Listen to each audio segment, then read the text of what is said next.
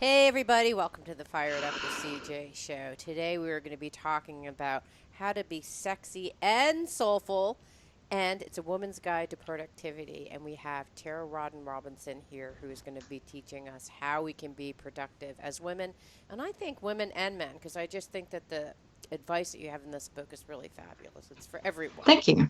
Yeah. Thank you. All right, so I want to talk about your origins because you started off with being a getting things done consultant. Is that the right term, a consultant? More of a A coach. coach. So consultants kind of come in and prescribe and tell people what they ought to do, and coaches kind of have a little bit of different approach to that. But yeah, I was definitely a getting things done GTD fangirl slash expert. Yeah. And then, well, it's interesting because I just talked to someone who interviewed the creator of Getting Things Done, and I was told that he has a spiritual bent. So he actually has kind of a spiritual bent, which I was kind of surprised. But then I thought, well, that's interesting. And tell me why what drove you to create your specific approach to productivity? What were, and I'm not picking on getting things done, but there's a whole kind of genre of time management tools out there. What was missing out of those tools? I think the first thing that was missing for me was heart. Mm, Um, I think my change in point of view, my change of perspective, really started about 5 years ago when my dad passed away. mm, I was an extremely driven person. Uh, I worked all the time. And as I describe in the book, I worked right through my childbearing years and pretty much just forgot that that there was a clock ticking biologically. Uh, I basically put everything in life on hold for work.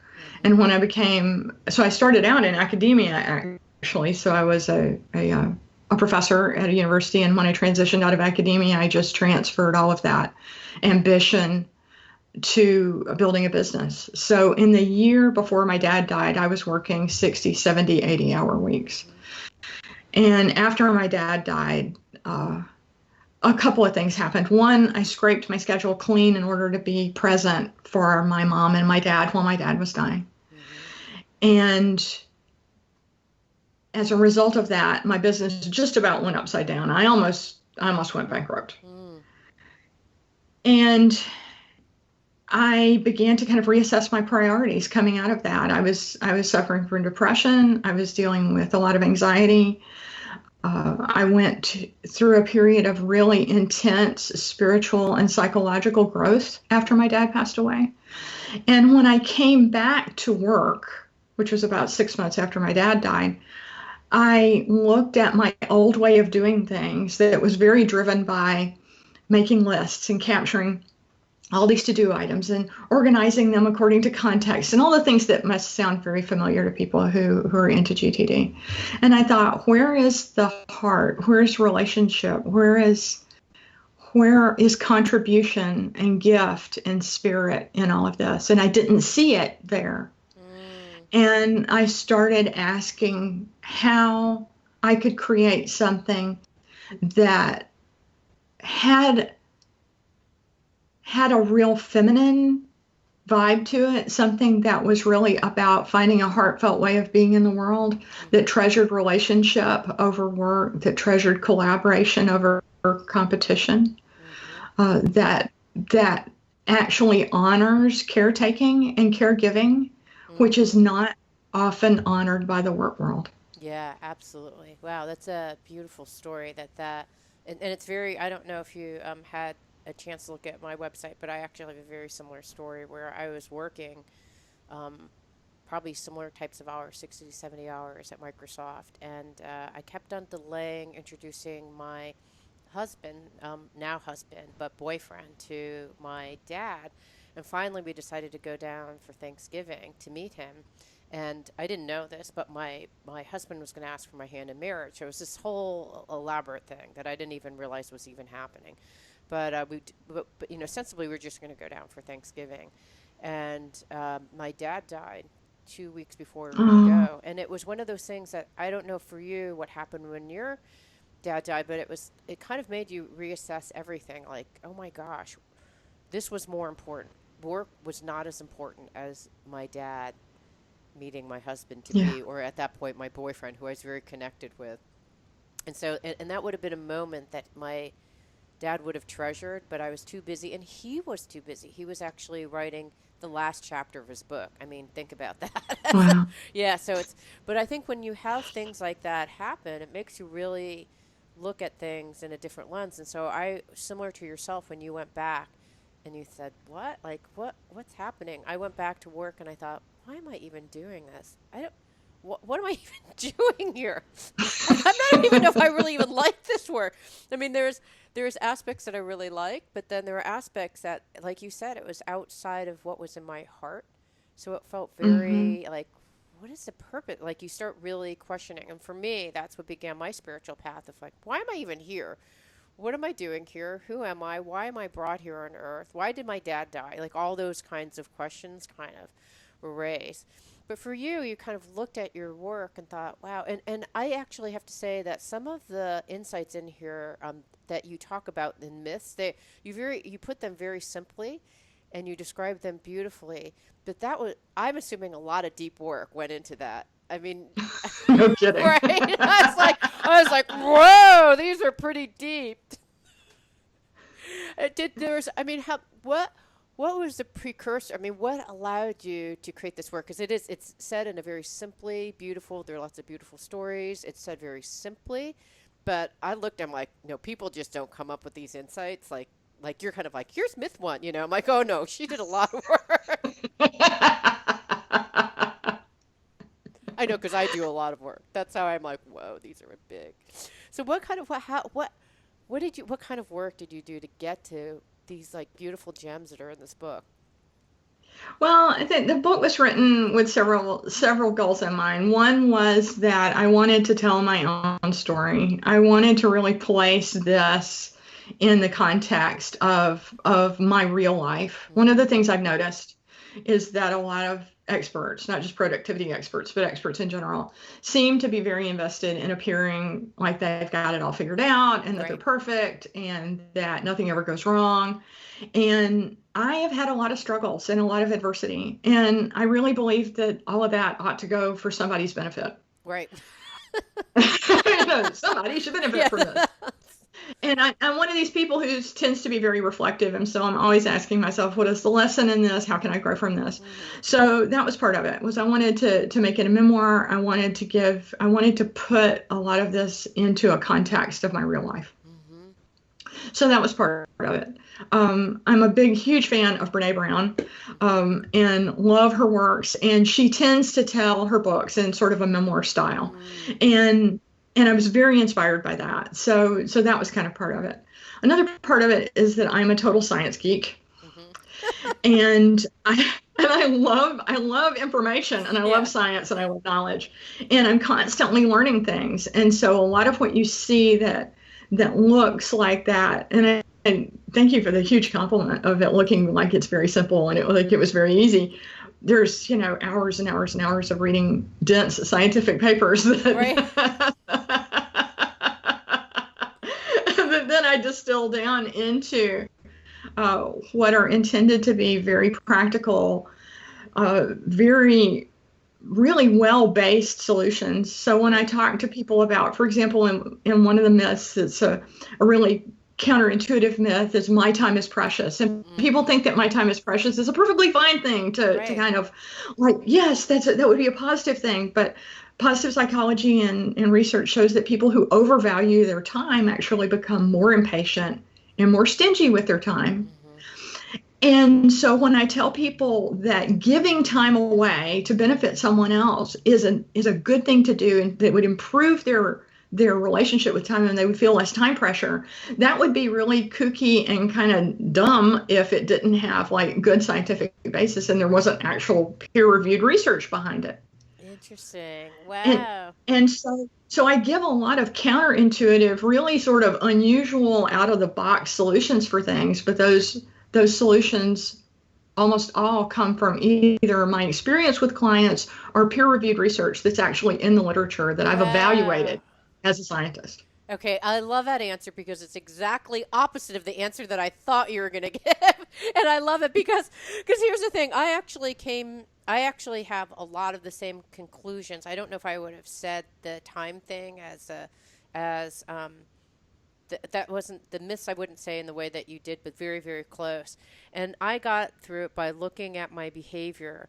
And my behavior was always like running around, and it's like, wait, why am I running around?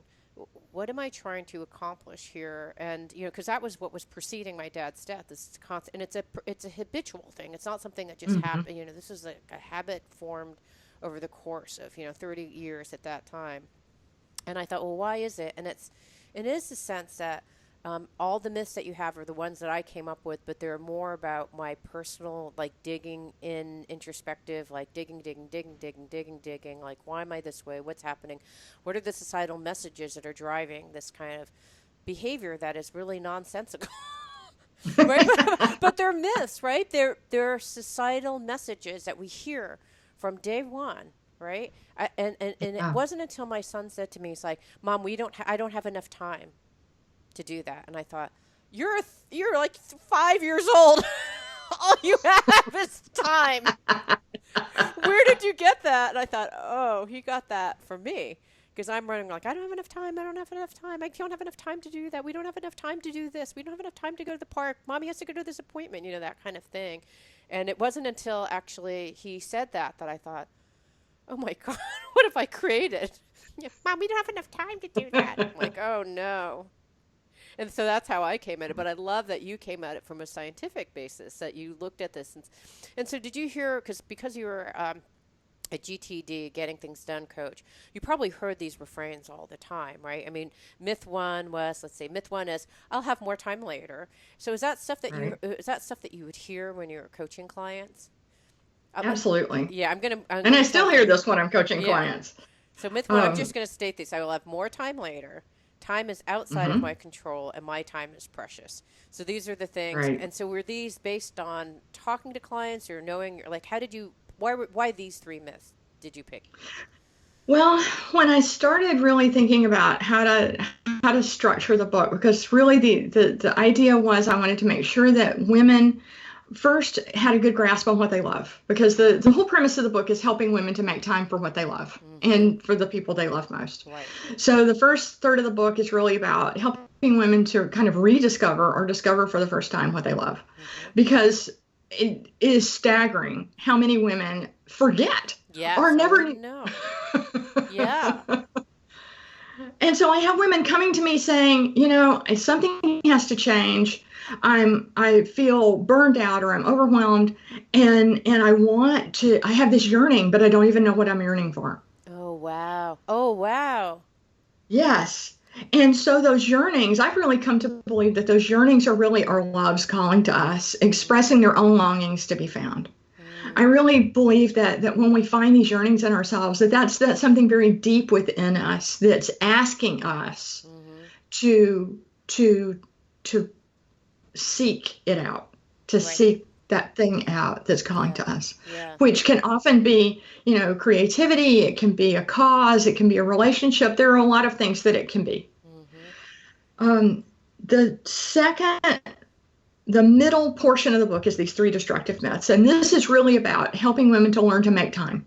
And I call it the alchemy of time, because Mm-hmm. one of the things I heard clients say, and there's a client story in the book that's a true story of a client, very high level intellectual, very well known in her field, in great demand. One of the few people I've ever worked with who was scheduling not 6 months, but like a year out. Oh my She gosh. was, yeah, That's bad. just crazy, crazy, crazy schedule. And she said to me, we got in a coaching session, and she was telling me about this thing that had showed up unexpectedly, this reception for a client, for one of her clients. And she said, "Oh, I don't have time to go. There's simply no time." And she said, "But I must go." And I said, "Well, how are you going to do that?" And she said, "Well, I'm going to make the time." And I thought, if you can make the time for that, then girlfriend, you can make the time for other things too. Right, absolutely. It just has to be a priority, right? You have to Right, know that you want to do it. Getting back to your yearnings, right? Like she had a yearning, like I would need to be there and I have to be there. right. And she made the Right. comment. And so I listened to the things that I heard people say over and over again. I looked at the things I would say to myself too, Mm-hmm. because those refrains about I don't have enough time or I don't have time for that now, those sorts of litanies that we repeat to ourselves over and over again. When I started making changes in my own life, one of the things I had to address was that self-talk. Mm-hmm. If I want a more spacious relationship with time, I can't continue to speak some belief about time being in short supply. Mm-hmm. Right, you're And so, hypnotizing yourself. I've done work oh in yeah, Erickson hypnosis. Basically, when you say that over and over again, you're hypnotizing yourself and your children and everyone around you and into everybody believing around that you. that's true. Yeah. Sorry, so So go we ahead. can hypnotize ourselves with those negative beliefs or those beliefs and those perceptions about our time that we don't really want to have. It's very true that we can change that around and speak a different way of being with time and create a new reality around it. Mm-hmm. I've Because seen that. time is a perceptual process that our brains create. This is another really cool thing I discovered Yeah. through researching the book, is that neuroscience shows that our brains manufacture our experiences of time. Mm-hmm.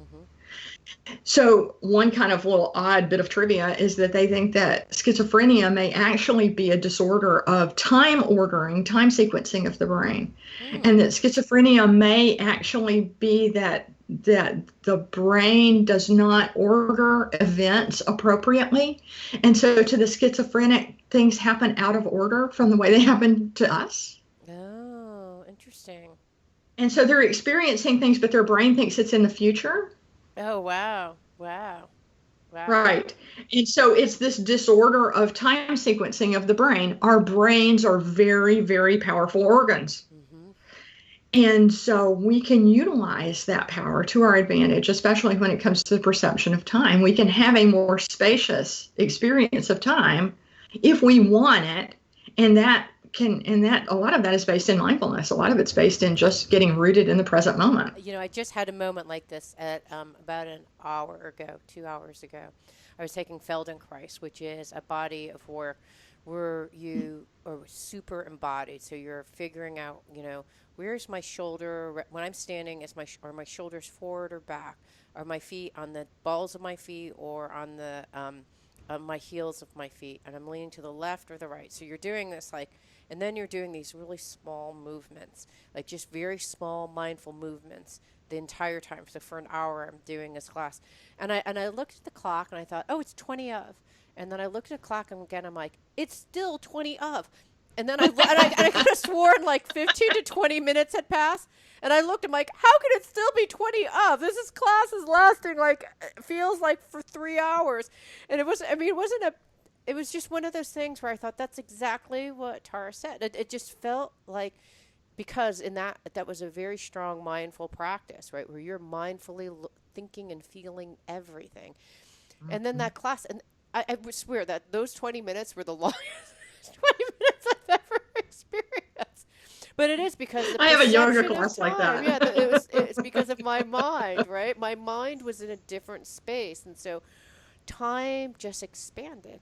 I did a meditation, which if you had said, I did a meditation uh, workshop where you started at 3 in the morning because that's when your pineal gland is the most receptive and when you can get all this energy stuff flowing from 3 in the morning. And then we meditated, which he didn't tell us when we were going to end this meditation, but I was completely present the whole time.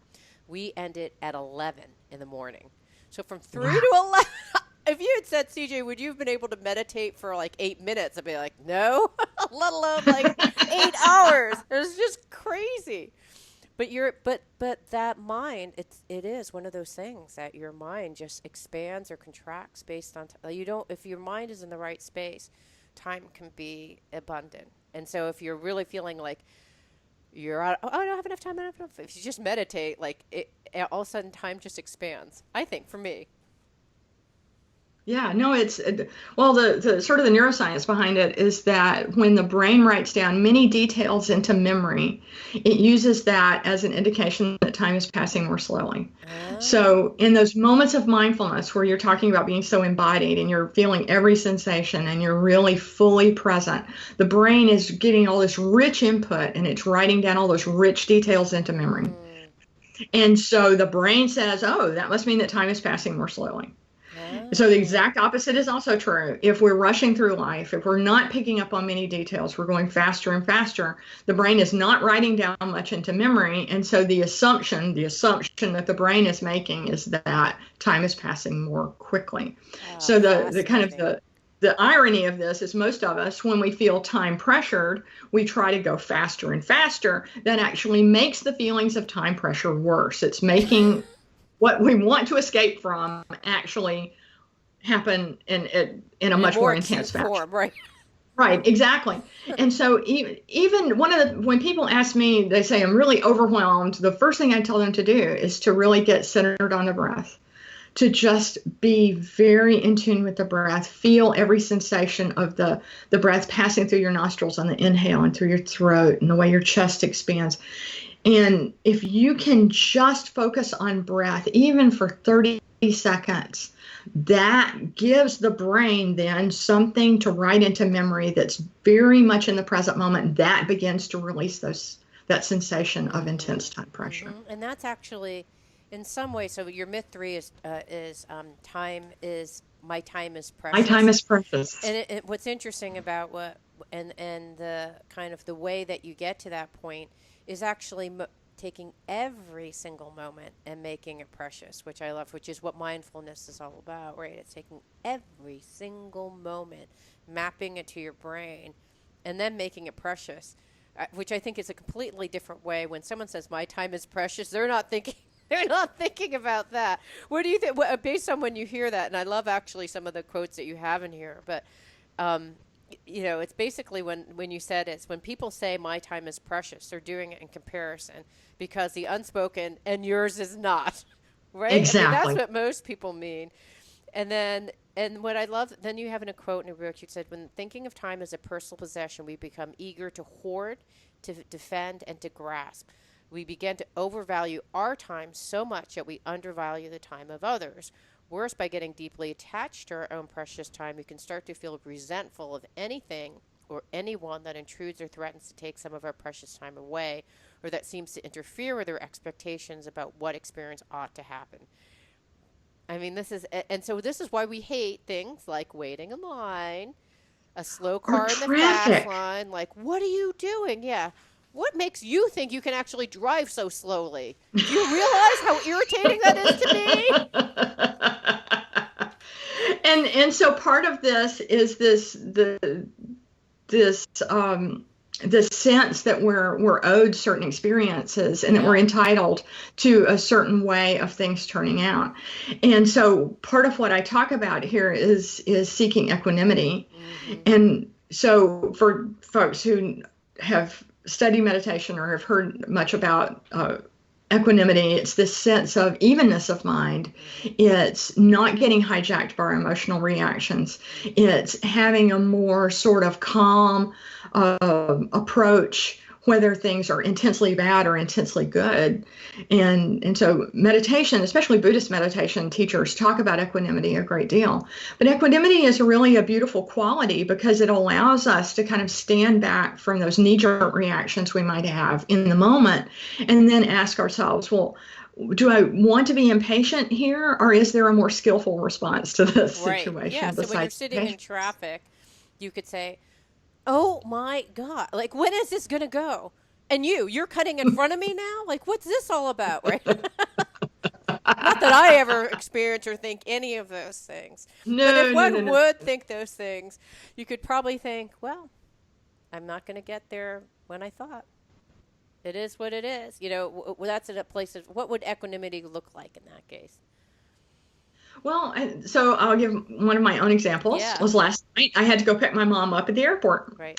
and so the line of traffic was quite long, and I watched this not stereotype, but this man in a very large pickup truck, and kind of cutting in front. And so my first reaction, sort of my knee-jerk reaction, was something unkind and Right. uncharitable. Right. And then I focused on my breath. I reminded myself of why I was there, that I was there to show love for my mother, that I could be polite. I could choose to be polite and create that response for people around me instead of responding to this guy in a way that was hostile or impatient. Hmm. Okay, so that was your place. So you kind of reminded yourself of your positive intention, and then you reminded yourself, Yes. like, I want to be kind. Like, ultimately in life, I want to be kind. And so that's what prevented what would have been me, the, like that would, I'm listening to that and like my hand's already Well, going to the I don't horn. have my moments where, I kind of lose control. I don't want to seem like I'm just like perfectly zen at Yeah. every moment of the day. But I think that you bring up a really good point of reminding ourselves of our intentions. And so living in an intentional manner, knowing what our intentions are, is a very positive thing. That's a very mindful thing to do. Yeah. I think understanding what our values are, my values, my core values as a human being are love, faith, and trust. Yeah. So if love is my number one core value, Right. how does love behave Yeah. in that I moment? love you. You No, why did you cut in front of me? Yeah, cut it doesn't work. Yeah, that's true. Just and that love is one of my core values. So if you're really going to be living that core value, and it's you can't be perfect all the time.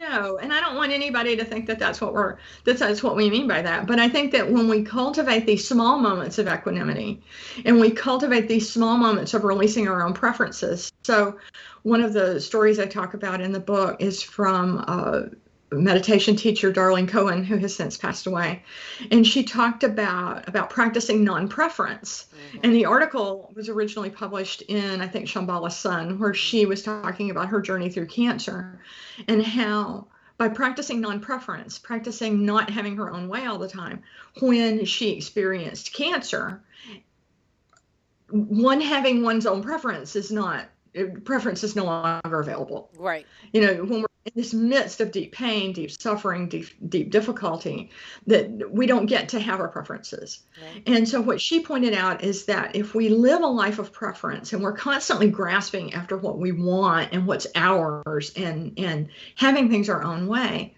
and then these times when preference is not available, that becomes a much more difficult thing to work through. Right.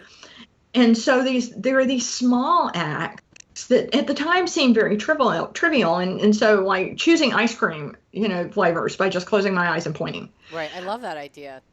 Giving up Which control, surrendering, right? yes, yes. And that's a very powerful spiritual practice. It's an extremely powerful spiritual practice because if indeed all things are here for our benefit, and I believe that ultimately are, Hmm. you know, if indeed all things are here for our benefit, then resisting these things would seem to indicate that we're resisting these things that are here for our growth and development, Hmm. our spiritual benefit. Hmm. I really do believe we're spiritual beings having human experiences. Hmm. And so part of that philosophy for me is to look at what is happening in the moment and say, this is happening now. Hmm. How can I open myself to this experience Hmm. and allow it to teach me and help me to grow? Hmm. Obviously, that's very painful when painful experiences arise. So we're not going to say that we're not feeling the pain because that would make us into automatons and we wouldn't be fully human then. But pain is and suffering do play, I think, powerful spiritual roles in our lives Hmm. if we're willing to show up for that. Right. They're the stepping stones to our growth. One of the another quote person that you quote in that section on equanimity is Byron Katie, and I don't know if Mhm. you've ever seen her in practice, but it's a powerful thing. I've had her on the show. She's amazing, and Yeah. She's a truly enlightened holy she woman. There's really completely. And a friend of mine is going through the Byron Katie training program, and she said that there was a woman who went up and told that she had cancer. She's like, I have cancer, and everyone's like, oh, like, oh no, and she's like, no, like this is the best thing that could have happened for my spiritual growth. And so when you can get to the point where you can truly love what is, even cancer, which feels like, how many people can look at that and say, wow, this has brought me so many gifts. There's a gift here in this cancer. And instead of resisting the, sense of helplessness or sense of unknown or whatever it is, just embracing everything that is at that moment.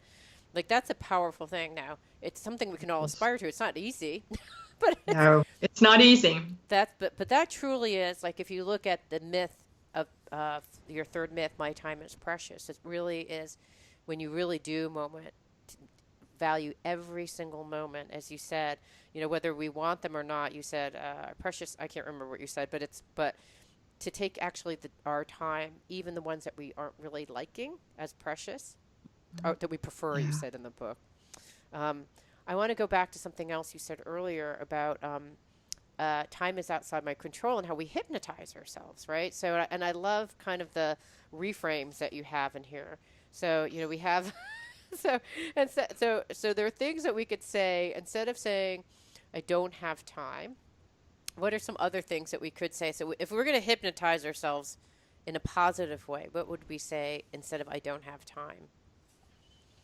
Well, one of the ways that I changed my language around time is I think of a lot of this as space on the schedule. Mm-hmm. And so if someone is asking for an appointment, I'm looking at it and asking myself, is there space this week for that or not? So I usually don't use the word time. I think of it as space. Mm. And that reframe has actually been very powerful for me because it gets me away from all of this thinking about whether do I have time for this or not. And, this is something that I really grappled with constantly while I was writing the book Mm-hmm. because one, I wanted to explain it in a way that made sense. And two, I really wanted to make sure that I was living this because I can't really tell people and teach it Not living and stand yourself. up without living it myself. Right. So if someone says, can you meet with me at 4 o'clock this afternoon? I would say, if, that time happens to be booked, I would say I'm not available then. Mm-hmm. So I don't use the word busy either because busy means occupied, used up, unavailable. And Mm. so if I'm unavailable, I have a, a boundary around that. It Mm. means I'm not available for that person. I'm available for someone else. Mm. That's a huge thing. I think people may not understand how subtle but important that is, right? Because what I'm hearing when you say, "Hey, instead of I don't have time, I'm not available," means like I'm not available. If I had the space and time, I'd come see you, but I'm not available. And when I say I don't have space, it's kind of an energetic thing to me. It also Right. becomes like, where's my energy? Do I have enough energy to do this? I may look at my calendar and at 4 o'clock, in fact, I'm open. That time slot is open. But if I look at the course of the week and I'm energetically spent because I've been doing this and that and this and that, then I actually don't have space. So it's a really Exactly. interesting, it's a huge shift. That's super powerful, I think. And the other thing I talk about is about investing ourselves Mm-hmm. because I think we tend to think of time as like this the end all and be all of our currencies. But as you point out, energy is one of our currencies. Right. Attention is a currency. There are our spirits, our Mm-hmm. intellects. There are a Mm. lot of different kinds of currencies we bring to things, Mm-hmm. and time is only one of those. Right. And so I'm also asking myself, is this how I wish to invest myself or not? So if Right. somebody's bringing a project to me, I'm going to ask myself, you know, first, what is the space on the calendar? Is Right. is there a space on the calendar to which I can allot this? Right. And if there is a space on the calendar to which I can allot this, is this a good investment Right. of that space, my Your energy, energy, my your intellect? spirit, your intellect, like, is this where you want to be investing your time? So you could Exactly. honestly say, Exactly. you look and they're like, do you have time? And you look at your calendar and you think, I'm tired. I'm not, this doesn't light my fire. And so the answer is, I don't have space. Not like, because then you feel, because the problem is you're like, I do have time, right? I'm looking at my calendar. I have 4 to 5 open, but I don't really want to meet with them, right? So it's like, I don't have Right. space is a authentic answer, but it's also And a true protecting. Yeah. answer. Oh, I love that. I Yeah, love so that. one of the things that I think is important for us to remember too is that women are socialized to be agreeable. We're socialized around emotional caretaking of others. So Right. women are far more likely to consider the emotional response of the other in formulating an answer. So women are often reluctant to say no because they are either afraid they're going to hurt someone's feelings or that it's going to reduce their likability. Right. And we really do have to gain comfort in speaking no with love and courage. And so when we understand that we can speak the truth, so a lot of times women will say no, but they'll either say it with an excuse or an apology or some kind of squirmy. Yeah. But if we're speaking the truth and saying, I don't have space for that, or I'm not available, Right. then that is a true statement. And that can be spoken without all this apologizing and excuse Shame and making and guilt. squirming. Yeah. Yeah, Right, exactly. absolutely. Yeah, I had a friend who texted me on Facebook saying, I hope you can actually make this nonprofit dinner. And, and she had done a favor recently, and I really wanted to kind of reciprocity. And I was just so burnt out because I had gone to like another friend's request to go for a lunch the day before, and that almost wiped me out. It was like a 3 hour rubber chicken event, like I just couldn't do it. So I wrote back and I said, I really feel bad because you've done so much for me, and I would love to actually go to this. I know this nonprofit's important to you, and I'd love to do this, but I am just completely spent. I cannot go to another one of these events. I hope you understand. Please, let's grab coffee later, because it's like, I love you, but I just can't. Like, I can't show you my love in this way. Not for another 3 hours, another rubber chicken. Can't do it. But but it was one of those things that I just thought, I wish I had, in some ways, the simpler thing would have been like, I don't have space to do that. But instead, I I'm had not this available long, yeah, then. long dialogue and excuses for why I couldn't do it. Okay, so that's another. So I'm short on time. I don't have enough time. What are some things? What are ways that you work around those, or are they the same kind of thing? I think sometimes the answers differ depending upon so sometimes it's context dependent. Mm-hmm. But I really advise people to be very, very mindful of what it is they're saying to themselves. Mm-hmm. So if you find yourself saying, I'm running out of time, Mm-hmm. then what is the reality that you would prefer? Mm-hmm. You know, is that I have enough time for this? Or I know I can trust my ability to get this done. Mm-hmm. Or, some statement that is This will get time when it needs to get. This will be done in the time that it needs to be done. or one of my favorites is when things are not going exactly the way they planned is this is unfolding according to God's perfect timing. Oh.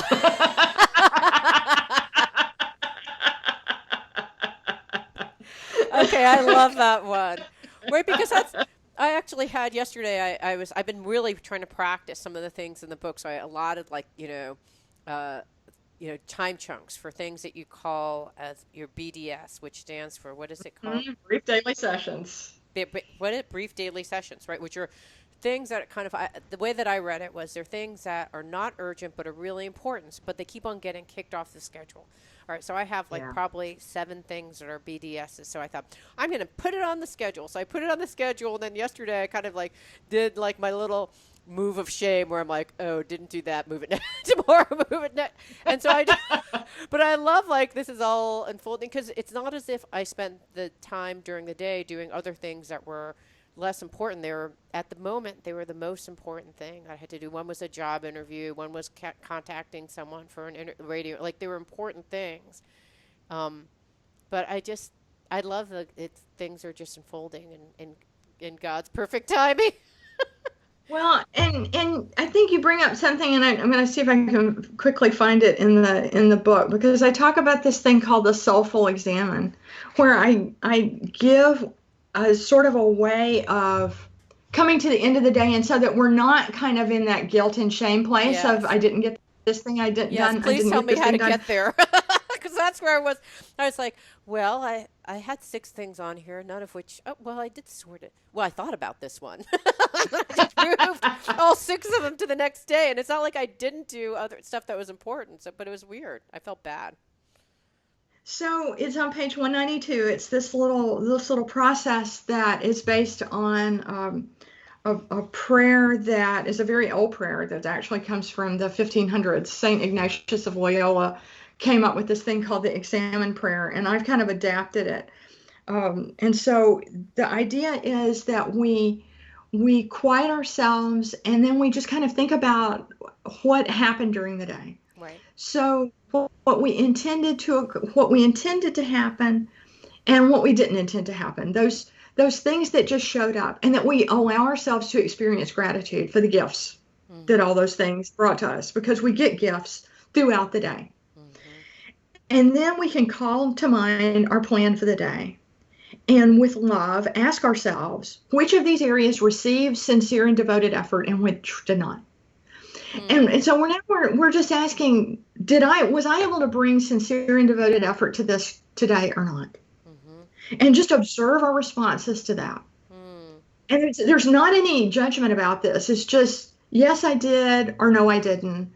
And what comes up with that? Mm-hmm. Oh, this felt very urgent to me at the time. Or, oh, I loved this opportunity. Or, oh, this just really called to me. Or, like for me yesterday, as I, was watching my mom's flight get later and later, and I was thinking, I'm doing this because I want to show my love to my mom, and I know that this will be a better experience for her than taking the shuttle. And so Mm-hmm. you just reminding myself of that.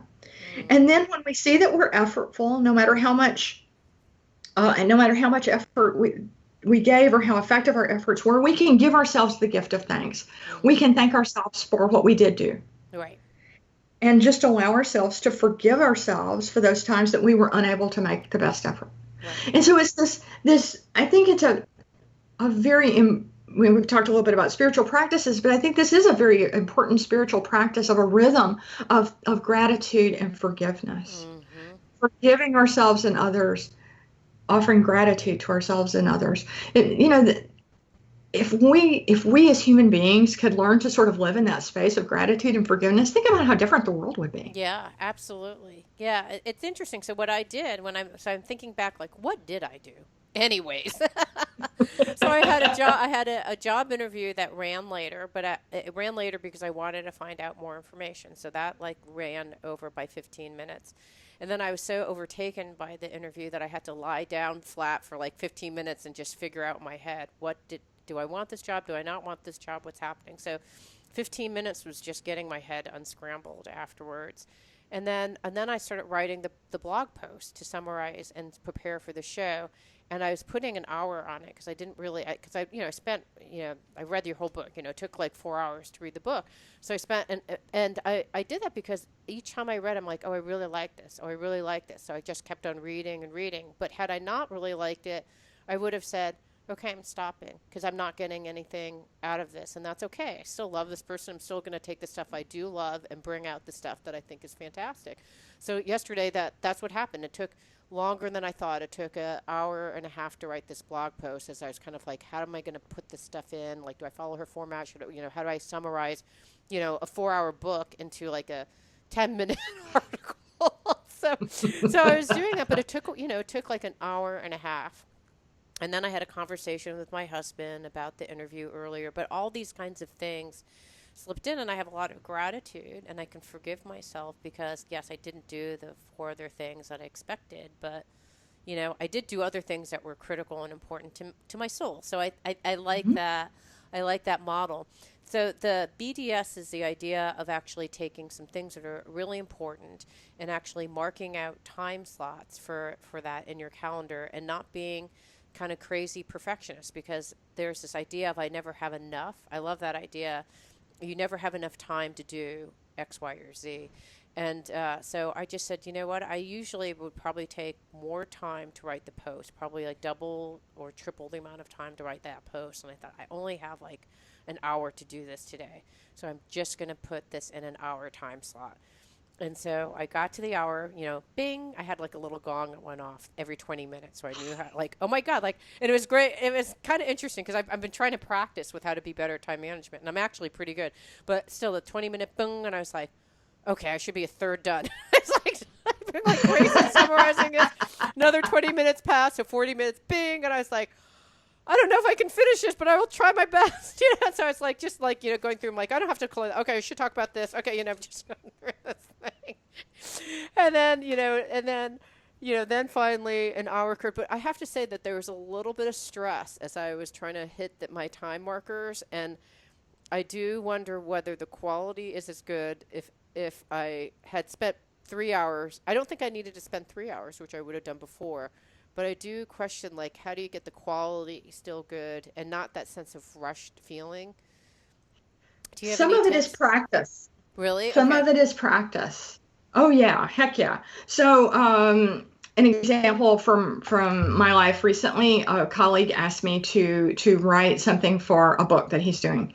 Hmm. And when he first asked me, and I looked at his deadline, I just wrote back and said, "Nope, sorry, no room for that." And he wrote back and he said, "Okay, how, if I extended the deadline, would there be room?"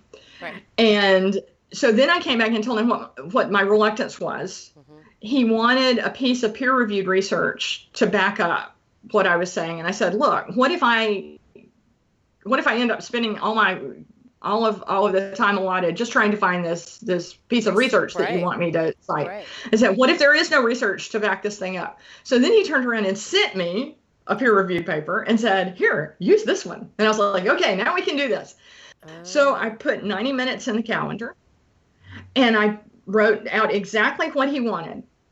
And so, like you, I had a timer running, yeah. and I stayed very, very much on track. He said a journal exercise in a paragraph.